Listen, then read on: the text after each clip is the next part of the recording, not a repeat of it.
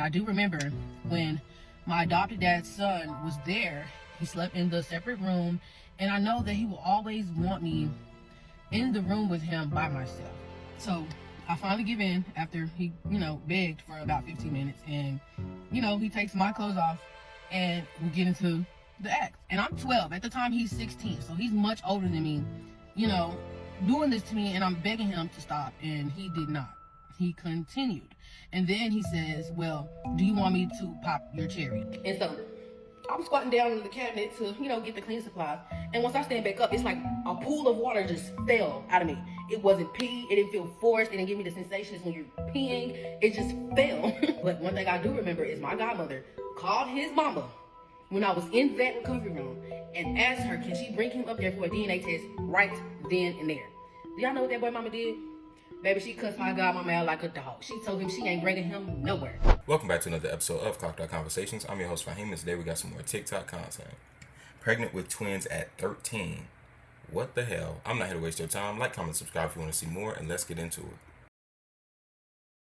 Y'all, I know I said I will be back in a couple of days with a story time, but I just didn't want to keep y'all waiting any longer while the engagement is high right now. So we're going to go ahead and jump into it, and we're going to talk about how I became pregnant with twins at the age of 13. So, I'm going to give you a brief little background on my childhood and how I grew up. I come from a heavily saturated Black Christian family. My adopted mom adopted me and my brother when we were babies. I think I was a month old and my brother was a couple of days old. He is 1 year younger than me. And I was born with, unfortunately, a lot of drugs in my system, and Child Protective Services did take custody away from my mom and placed us with the woman who raised me, which is my mom's first cousin. So she's my mom's first cousin. She's still family. So yeah, like I said, we grew up in a heavily saturated Christian home. We were at church every Sunday, and we were at Bible study every Wednesday. And it was more of like, it was kind of toxic. It was very toxic as far as, pressing the beliefs onto us. Like, I was told that if I did not go to church, I could not live in that household. And there were times where I did not want to go to church, and I had to sit outside until they came back from church. So yeah, and she was very overbearing. And like I said in my comments on Facebook, I believe that a strict parent can create a sneaky child. We weren't allowed to do anything. We could not go outside and play like children do. We could not go outside and play. Anything we got invited to, birthday parties, dinners, anything, we were not allowed to go. School, we could not have any friends. I want to touch on one subject that I still, to this day as an adult, I still could never really understand why she did what she did. But there was a time where I had a girl, and I was about like 8 or 9 years old, and I was in elementary school, and I had a girl that wanted to be my friend. And she gave me one of those cute little best friend heart necklaces, the one that come in two. And she gave it to me. And this is the first time anyone had ever given me something like that. So I put the necklace on. And when my adopted mother seen the necklace, she immediately snatched it off my neck and put it in her purse. And I was confused as a child. I'm confused. Why did you take that away from me? And so I went back in her purse and I put it back on. So when she saw it again on my neck, she took it away again and she threw it in the trash. So that's just a little glimpse of the type of person she is. A lot of things that she did in my childhood, I really don't understand. I did happen to go through a lot of trauma with that relationship, and we do not have a good relationship. To this day, we talk, but it's very minimal. It's very minimal. The only time I really talk to her is when it's about my children. I didn't want to take away their bond with their grandmother just because our bond is not good. So that's that. Okay, so my adopted mother did have a husband. She currently still has a husband. They're just separated. She does have a husband, and he helped her adopt us. So technically he's our dad. And he just was kind of absent at the same time. Like, he was there, but he wasn't very helpful. He did not go to church with us. He didn't participate. I don't really have a lot of, good memories with him per se. But he did have other children outside of the marriage. And there was a time where his son came to visit. Well, he came to live with us for a short amount of time. I know it wasn't that long, possibly a month, maybe a little over a month. I was a child, so I don't vividly remember how long he was there. But like I said, me and my younger brother, my biological brother, we are 1 year apart, so we are very close. And I do remember when my adopted dad's son was there, he slept in the separate room, and I know that he will always want me in the room with him by myself. Now, I cannot get on here and lie and say that I vividly remember any type of penetration, but I do remember him wanting me in the room and not wanting my brother in there. and he was older. I think he was at least in his 30s at the time. And me just being compelled to be around, wanted to have family, I guess I just, wanted to be around him. I don't know. I was a child. I just felt compelled to be near him, like I actually had an older brother. Because I'm the oldest. In my household, I'm the oldest. It's me. It's my brother that's a year younger than me. And then we eventually had a little sister that came along. And biologically, she is my niece. She is my sister's daughter. But the lady that adopted us got custody of her as well. So she grew up in a household with us as our sister. So, yeah. I just know I was compelled to be around him to have some type of sense of family. I don't know. I don't have a good explanation for that, but I do know there were times where he wanted me in the room with him by himself. And I didn't really think back on this time until I was about 17 or 18, and I was getting into an argument with my adopted mother, and she brought it up in a spiteful manner. She did happen to say, like, just threw it out there in the argument, like, yeah, I know what happened to you. I always feel like he touched you. And I remember just being so angry and so confused when she said that, because the brain shuts off certain memories due to trauma for whatever reason. And I just never had thought about that growing up. I never had that thought, but now that she had said that, it just made me start to think about that. Like, dang, did that really happen? Like, I really truly remember always him wanting me in the room, but I had to really think about that. And still to this day, the memories are not as clear as I would like them to be. I don't know if I would like them to be, but they're not clear. They're pretty foggy. But I do know immediately after he left, I started to become interested in sex. I did go to summer camp with a couple of friends, and they were turning me on to porn, showing me porn, and that was the first time I'd ever seen anything like that. Like I said, I grew up in a Christian household, so I never was exposed to any type of sexual or anything like that, anything like that. So, we couldn't watch any type of Family Guy, South Park, Boondocks. We couldn't watch any of that. Those are things that I never even seen until I was grown. So she was very, very strict on things like that. But also, I feel when she separated from her husband, she started to take her eyes off us, which is why I said that I went from a very strict household to freedom. And once I got freedom, I kind of got wild. I'm not gonna lie. Like, never being exposed to this type of stuff to being exposed to all this at once, it was just very hard as a child to control. So I did spiral out of control, and I will admit that. So let's get to the part where I did meet my kid's father. Sperm donor, because he's not a father. So I think I was about 12 years old around this time, and she had finally started letting us, branch out. Like I said, she took her eyes off us and she started talking to a new guy. So we had the freedom to go outside as we wanted, and that's what I did. I started going outside more, hanging out with friends more, and I noticed this guy had just moved into the apartment complex, and I thought he was cute. I was 12 years old. I thought he was cute, and I was interested in him. Was sex on my mind? No. I was a child. Sex was never on my mind. I just had a puppy love crush on him, as kids do, and I thought he was attractive. Now, I can't tell you how we got to the point of interacting with each other, but you know how it is if you grew up in apartments or anything like that in a small community. Everyone knows everyone. You're going to cross paths with someone at some point. So we end up crossing paths, and I just remember, I guess because I liked him, I allowed him to do some things that I shouldn't have, as far as turning me on to sexual acts. And of course, it started off small. It started off slow at first, just kissing and touching and feeling. And like I said, I was already exposed to this just recently, and I was already hypersexual and interested in sex at this point. So I liked it. I don't know. I was a kid, and all I know is something about it I liked, and so I let him continue. And, continue to touch me and all this and that and things like, we're not going to get too deep into that. But anyways, I digress.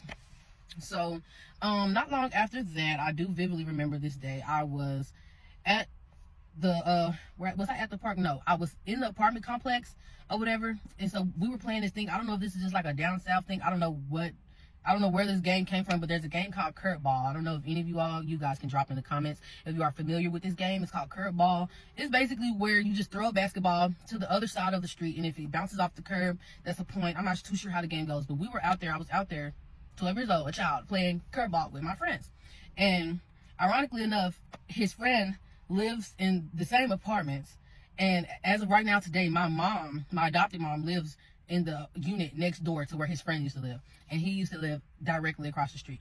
So I'm out there playing curveball with my friends, and he's in the house with his friend, and then all of a sudden, he comes out and he says, "Hey, Raviana, come here." So me being me, I go over there and I'm like, what's up? What you want? I just like that a boy was interested in me. I wasn't no built child. I didn't have booty and boobies at a young age. I was skinny and scrawny, and I had these thick glasses, and I just didn't have a lot of self-esteem. So I wasn't anything that I felt someone should be that attracted to at that age. I felt like I was truly taken advantage of. So when he called me to the door, he pulled me inside, and I'm just like, I kind of had an idea of what he already wanted. And so he starts to like grab my wrist and telling me to come up the stairs with him. And I was like, no, I don't want to. And he insisted, of course. He kept insisting, like, just come on, like, it's all right, just come on, like, come on. So I give in and I go upstairs, and I'm literally standing in the doorway, just arms folded, just frozen, standing there. And he's like already on the other side of the bed at this point, and he's telling me like, let's do it, basically, enticing that we have sex. And I never done anything like that before. We've done the touching and the kissing, but anything this far I've never done before. And quite frankly, I was terrified. I was scared. I didn't want to. And I told him multiple times, I don't want to. I don't want to. I'm scared. I don't want to do it. And he kept asking. He asked over and over and over. We were standing there for at least 15 minutes of him constantly asking me, telling me, come on, let's do it. Let's have sex. Come on. Like, don't be scared. Don't be like that. Everything a man could say to try to get you to take your pants off, he said it. And so, me being the child that I was, 12 years old, in my mind, I'm thinking, hey, if I just tell him yes, he'll just leave me alone. Like, because he's constantly asking. He's not going to give up, obviously. Should I have turned around and walked my ass out of that room? Yes, I should have. But I did not. So, I finally give in after he, begged for about 15 minutes. And he takes my clothes off and we get into the act. And during the whole time, it was very painful for me. That was not an enjoyable moment. It was not pleasurable. I'm pretty sure a lot of you women can imagine or remember your first time. And I don't know what you guys' experience was, but for my experience, it wasn't good. It was very painful. There was no pleasure at all. So I was borderline crying. I was whining, and that, not moaning, whining. I was hurting, and it hurt so bad. And as he's on top of me, because I'm on my back, and I have my hands on his shoulders, and I'm pushing him off of me. And I'm 12. At the time, he's 16, so he's much older than me, doing this to me, and I'm begging him to stop, and he did not. He continued. And then he says, well, do you want me to pop your cherry? I'm not sure if y'all are familiar with that term. I'm not too familiar with that term. Even now, as an adult, I guess that's when you're a virgin and you have sex and then you bleed after the first time. And me thinking, okay, this means this is the end. Because in my mind as a child, I'm like, okay, well, pop your cherry. That must mean that this is going to be over. So I told him, yes, go ahead. Like, hurry up and get it over with. Because I'm constantly telling you to stop and you're not stopping. So I'm just ready for this to be over. And he still didn't stop. After him offering for him to pop my cherry, he still did not stop. He continued until he was finished. He didn't come inside of me or anything at that time. That was just when he took my virginity. I went home and I checked myself out down there. I wasn't bleeding or anything. And that's what signed the deal for me. I became very interested in, I became more interested in sex after that. I became more hypersexual after that. I became interested in other guys after that at a very young age. I was 12 years old and I had no business having sex or being turned on to any of these emotions that I was feeling. And as a child, you don't know how to control those sexual urges and those emotions, so you act on them. And that's exactly what happened. And other people started to take advantage of me. Even his own friend, his friend that was in the house when he took my virginity, was waiting next in line. And I refused. So a little later down the line, I was 12 at the time when he took my virginity. A little later down the line, I turned 13, and we happened to have sex one last time. But between 12 and 13, he would beg me to have sex again and, try to tell me all these sweet nothings. And that's one thing about that boy. He has a mouthpiece on him. I'm not going to say he could talk you out your drawers. I'm not going to say that, even though he's talking me out of mine, apparently. But he will tell you the freaking sun is yours, and he got it in his pocket just to get in your drawers. He will try to tell you anything. That boy tried to tell me anything and everything to coerce me and beg me into having sex with him again. And the reason I didn't want to do it again is because I had seen him around the apartments with another girl. So I wasn't messing with that. And I've always been like that. Once you play with me one time, I don't want nothing to do with you. And so I wasn't messing with him. I wasn't fooling with that boy after I saw what I saw. And he would beg and try to tell me all these little sweet nothings to get in my panties again. And I just wasn't going for it. But he got me. He got me anyway. And so it's not even a funny situation, but it's so traumatizing. You just gotta laugh. You just gotta laugh about it. At some point, I've done all the crying I'm gonna do about this. I did all that back then. I'm grown now. I'm 9 years in the game. Like I said, baby, at this point, I'm a vet. I can laugh about it now because back then I cried so many tears. Anyways, back to the story. Yeah. So one night we were at the basketball court, and I was trying out to be on the basketball team, and yeah, so he was already an athlete or whatever, and I was at the court, you know, shooting my little hoops, the basketball court that's inside the apartment complex, and he came over there flirting as he does, and it felt like we were in a love and basketball cameo, and, you know, he's teaching me how to shoot the ball, and me being 13, I'm like, oh, like, this so lovey, girl. Anyways, we end up having sex that night, and I saw him when he pulled out, but the ejaculation, it wasn't a lot. So I'm left to assume that he didn't pull out completely, and it's very possible to get pregnant off of pre-cum as well.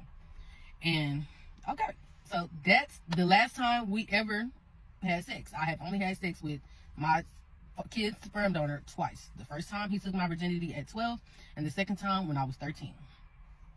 Y'all, so this is part 3 of how did I get pregnant with twins at 13.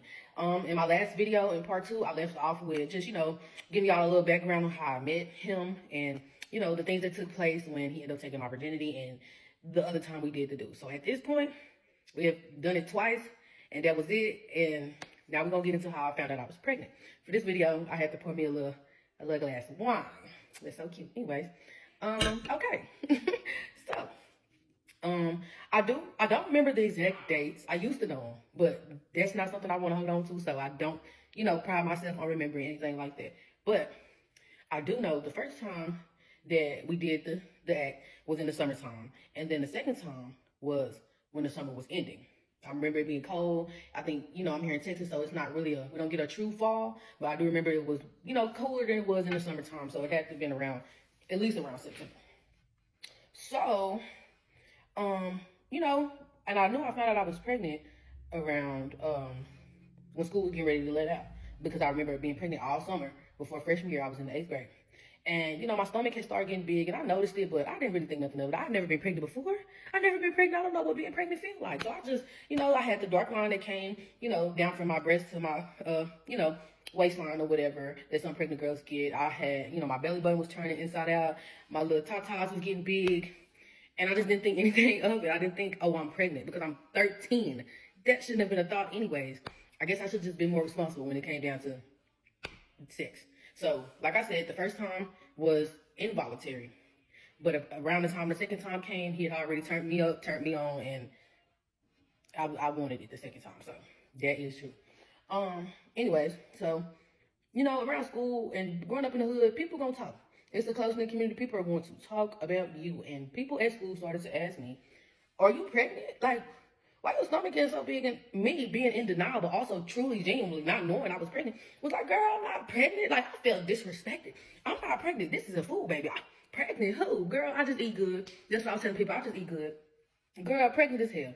And so I got tired of people asking me, was I pregnant? So I used to walk around with the backpack in front of my stomach. I would wear big jackets to cover my stomach, because I just got tired of people asking. So let me just cover my stomach all together so people can leave me alone.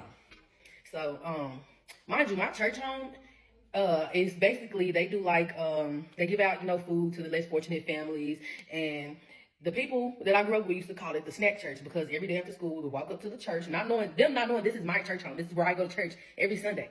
But we would walk up to the church, and they would give us a bag full of snacks, and basically we just, you know, had to sign our name on a paper so they can have their numbers up or whatever. But so they called it the snack church. And every day after school, all the kids walk up to the snack church in one big group. It's so nostalgic thinking about middle school. But we walk up to the church and we get our snacks or whatever, and we walk home and go our separate ways. Everyone lived in different projects. And so, one day, when I got up there to the church, there was a lady up there. She used to be my godmother at some point, but that kind of just faded away after a while. But she pulled me to the side. She did it very respectfully. And she asked me, like, hey, like, are you pregnant? And I had to be honest with her. I told her, I don't know. I don't know because I genuinely did not know. And she, gave me some encouraging words and told me, she got pregnant very young as well. And, we just have to see what's going on. And if you know Black church, word spreads quick, baby. Black church is one of the most toxic places you can be. And it's sad because we're supposed to be here honoring God, but everybody is messy. All them old aunties and grandmas, they so messy. So word spread real quick. And another lady that ended up being my godmother as well, she found out. And so she immediately took me up to the Walmart, got a pregnancy test, and brought me back to that church bathroom and made me take a pregnancy test in the church bathroom. And sure enough, that pregnancy test came back with 2 lines. Baby, I was sliding down the wall crying. I was hurt. My heart felt like it had stopped. I couldn't believe it. Knowing I had did what I did, I just couldn't believe it. I couldn't believe I was pregnant. And the funny thing is, I only had morning sickness one time. And this was before I found out I was pregnant. I went in that bathroom one morning and I was just throwing up everywhere. And my adopted mom, and when I came out, she looked at me and was like, looking me up and down, it was like, and I'm showing her my stomach, like my belly button at this point is turned all the way out and it's getting a little pudge on it. And she was just like, I hope you ain't been doing nothing. You don't have no business. Here I am. Oh, Mama, I ain't doing nothing like that. That's nasty, Mama. I ain't doing that. Girl. Anyways, yeah. So once I found out I was pregnant in that church bathroom, I felt like my whole entire world was over. I'm 13. What am I going to do with a baby? I couldn't believe it. And honestly, my adopted mama was not upset. She wasn't mad. She didn't yell. She didn't scream. She was real quiet, but she did tell me, I'm not mad at you. I'm just disappointed, because things happen. And it's very disappointing for your child to have a kid at an early age, but that doesn't mean disown them. That doesn't mean, not be a parent to them anymore. I mean, yes, you should have been a parent when it mattered, but that doesn't mean abandon your child at the time they need you the most. And I'm thankful that she did not do that. Even with her not being my biological mom and the relationship that we have, I'm thankful that she didn't leave me in a time where I needed her the most. Let me take a sip to that one. Hold on. Anyways, so after I found out I was pregnant, remember in part 1, I told you guys that me and the guy lived in the same apartment complex and at one point directly across the street. So when she found out I was pregnant, she went right over there and knocked on their mama door. Now, this was after I had my very first sonogram. If when you first get pregnant, you go to the clinic, they don't give you an accurate date. They don't really do a sonogram. They just listen to the baby heartbeat and stuff. So I had no idea I was having twins. No idea. Until I went to my first sonogram. And as I'm getting my sonogram, the male sonography nurse comes out and says, "Oh, ma'am, it's 2 heads in here." Huh? It's 2 what? And where? Baby, what? I was in a daze the whole day. Sir, could you repeat that? 2 heads. What? 1 baby, let alone 2. What was I going to do? I felt like I was high as Cool Brown the whole day. I couldn't think about nothing but the fact that I am carrying twins. It was unbelievable. I didn't know what I was going to do. I looked back at my adopted mama, and she back there smiling. What are you smiling for? You're not going to be the one going through this. What? But she doesn't have any biological kids. She cannot have biological kids due to some medical reason I will not disclose because I don't hate her that much. But yeah, she doesn't have any biological kids, and she did say that she always wanted more kids. So I guess she kind of just used that as a grab to get more kids out of me. And we could touch on that later if y'all want to, because that ended up turning very toxic as well. That mindset she had ended up turning very toxic. But that's besides the point. So now that I know I have twins, we go around to his mama's house, and we knock on that door. And we tell her, hey, she's pregnant. She's saying your son is the culprit. Lock him up. She said he's the culprit, and we can do a DNA test. DNA test was always on the floor. It has never not been an option for him. He doesn't want to take a DNA test. And I'm pretty sure we can all guess why he doesn't want to take a DNA test, but he don't want it. He's been offered a DNA test this entire time. He doesn't want one. Anyways, I digress. So she knocks on the door, and his mom is, God bless that woman, she is so ignorant. She is very ignorant and small-minded. She goes on to say how she's not raising her son to be like that, and his dad is a deadbeat, so she don't want him to be like that. She's not gonna raise her son like that. And she goes on and on and on about that. And then when my mom comes out and tells her, like, hey, she's having twins, she completely dismissed the fact that these could even possibly be her son's kids because they're twins. Oh no, twins don't run in my family. And then in the same sentence says, oh, well, my sister has like a set of twins or something.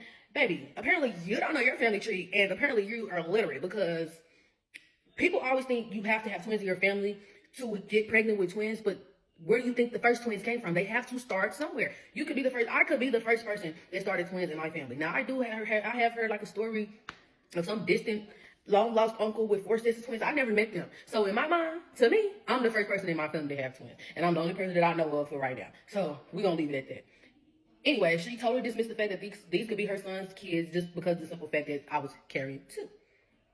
So, after word got out that I was pregnant and this was the supposed baby daddy, it felt like the whole hood turned on me. Now, keep in mind, I don't think people liked me that much anyways. They did say I was weird or whatever because I was never just down with the hood antics. I was always to myself and doing other things that other kids might have thought was weird, but that was just my style. Anyways, they talked about me like a dog. If you grew up in any community, and this is between white and black, for black people in the hood, you know how it is when somebody got something going on, the whole hood know their business. And y'all white community as well. When somebody has something going on in y'all small community, everyone knows and everyone is gossiping about it. They talked about me like a dog. I think that was one of the most challenging, depressing moments in my whole pregnancy, having to bear and withstand all the negative comments and looks and just rumors that people had out about me. I guess once I got pregnant, everyone had in their mind that I was just a whore. Excuse my French. Apparently, I was doing everybody. And in reality, it had only been this one person, and I messed around and got pregnant. And it's sad to say, my adopted mom and my adopted grandmother also had the same outlook on me, and that caused a strain on our relationship as well. So, everybody talking about me. Everybody looking at me crazy. And the funny thing was, last year when I was in 7th grade, there was a girl that was pregnant, but did she get the same treatment? No, she didn't. Because, you know, people pick and choose. And so, yeah, I got talked about. I got looked at crazy. I heard rumors about me. I didn't even know I did. Please let me know when that happened. And every time somebody would ask him about me, all he did was deny it. Apparently, now that the word was out, he had never touched me. Because look at me. Look at me. Like, that was his words. I would never touch her. I never touched her. Look at her. I would never. You know how dudes want to stunt and flex on you after, you know, they don't get the reaction that they was looking for from the other people, or they feel embarrassed. And I'm not going to lie. At one point, I did try to give him the benefit of the doubt because he was 16 and I was, well, at this point, 17 and I was 13. I tried to give him the benefit of the doubt and look at it from his point of view, like, it looked bad on him too. But as I got older, that benefit of the doubt went out the damn window because, boy, you wrong. And you wrong as hell. And people ask me, do I still talk to him? I have not talked to that boy in 7 years. Going on, actually, they just turned 9. I haven't talked to him in 8 years.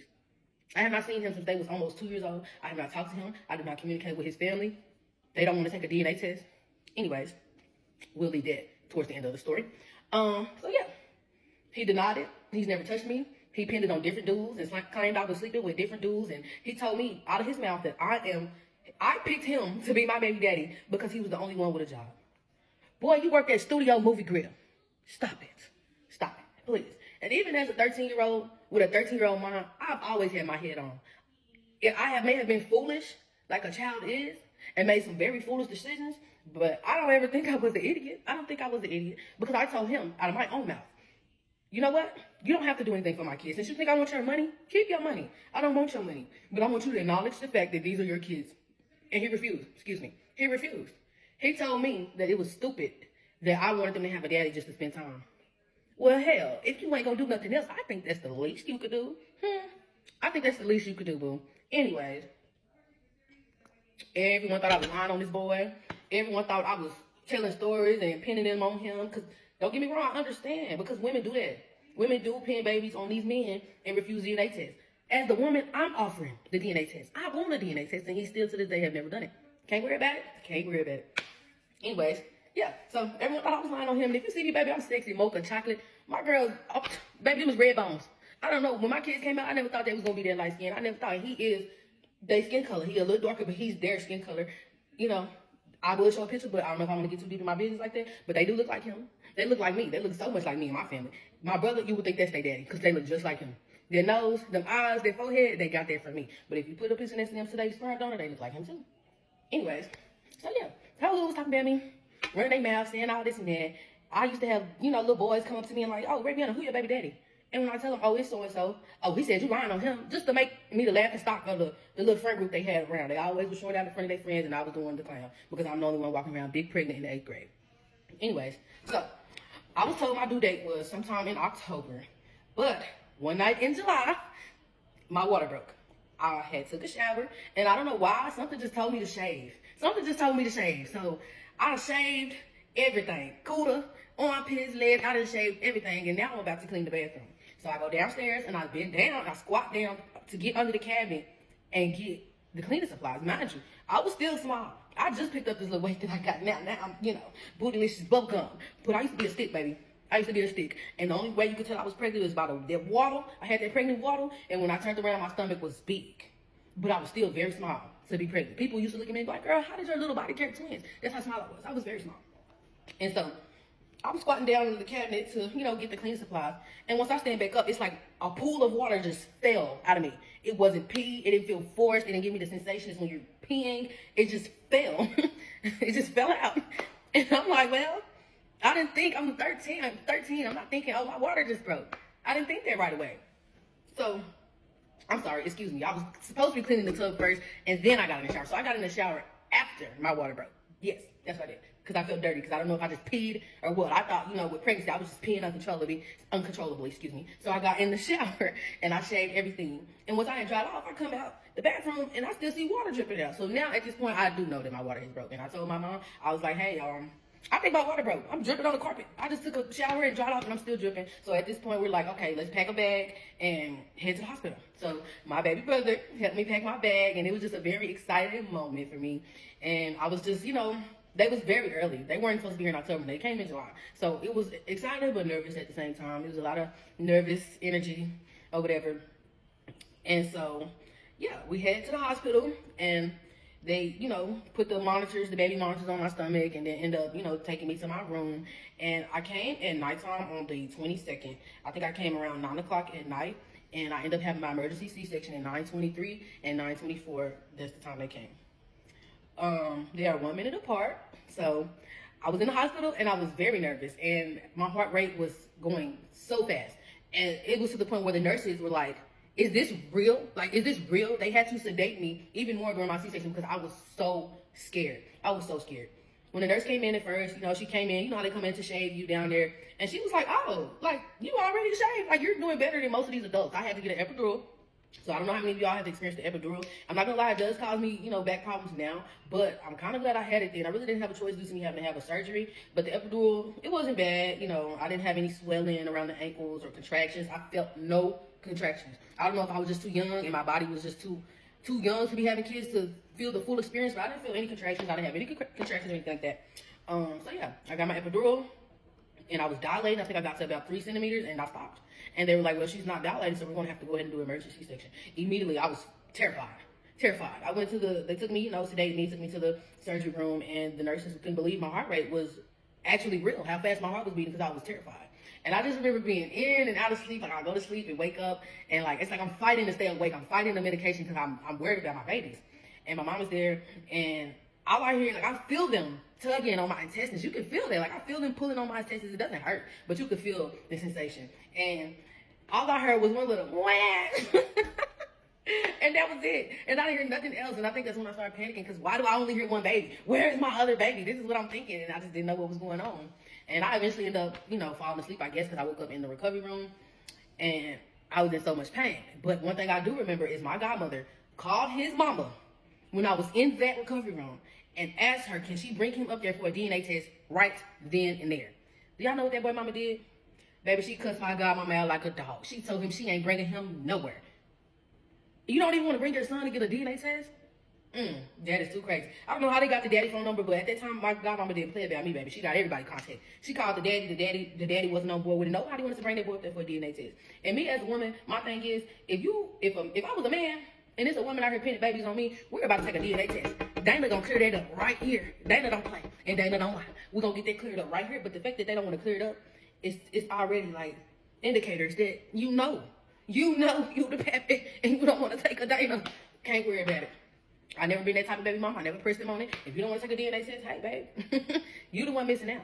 But hey, I don't know. I got a couple of more details I could tell y'all. There's some other stuff that went on. It's a lot of other stuff that went on actually. I just want y'all to engage. I want y'all to see, how y'all like this story. And let me know if y'all want a part 3. I told y'all I'm not gonna drag it out. I promise I'm not gonna drag it out. But I do want to get all of y'all answers. Excuse me. I want to get all of y'all questions answered. So be patient with me. Be patient. This is what? Part 2. Let me know what y'all think. Drop y'all questions and y'all thoughts in the comments. Bye, y'all. So, what do you guys think about this story time? I think that this is a very sad case of, again, another sister being raised improperly. And we know this because, as I've stated in previous videos, when somebody is not getting the proper love that they're supposed to get at home, that leaves them susceptible to being taken advantage of, because they will look for that love elsewhere amongst those who most likely don't have their best interest. And in this case, that person was the boy that got her pregnant. And unfortunately, she was getting touched on as a child in her home, which caused her to be hypersexual at a very, very young age. In addition, I want to talk about her having strict parents. I always say it is good to be a disciplinarian, not to be strict. And the difference between the two is that if you're a disciplinarian, it means that you provide consequences for bad behavior, and you provide incentives for good behavior. And with that, you incentivize good behavior and you discourage them from doing anything horrendous or something that could mess with their future. I'm not one that believes in corporal punishment. Corporal punishment meaning physical abuse of any sort, but I do believe in disciplining your child as necessary. What happens when you are strict is that you are hard on your children no matter if they're doing good or bad. No matter if they're making good decisions or bad decisions, you're going to be hard on them regardless, which results in children being very sneaky and doing things that they're not supposed to do. In addition to that, I do think that it is important that the grandmother or godmother, I think she stated, didn't disown her, because even though the child didn't make the right decision, frankly, it was based upon you raising her incorrectly. And had the love been there, she might not have gone the route that she did. And so I say that to say I think it's good that the godmother decided to take care of her in her time of need, especially given that she was 13 years old. And frankly, as far as the boy is concerned, I think that from his perspective, he was thinking, I maybe am too young to take care of this child. But frankly, you shouldn't have been dealing with a 13-year-old in the first place. And now that you have, it is your responsibility to take care of those children that you created. And I think that it is a shame that that brother decided to completely disassociate from her and those children by way of not wanting to take care of them or even acknowledge them for that matter. But let me know down in the comments below. Do you guys agree with me that she did a good thing by going on with her life and making the best out of the situation that she was in? Or do you guys disagree and think that she should have continued to pursue the father in an attempt to have a happy, healthy household? Thank you for tuning into this Clocked Out Conversation. Like, comment, and subscribe if you want to see more, and I will see you in the next one. Peace.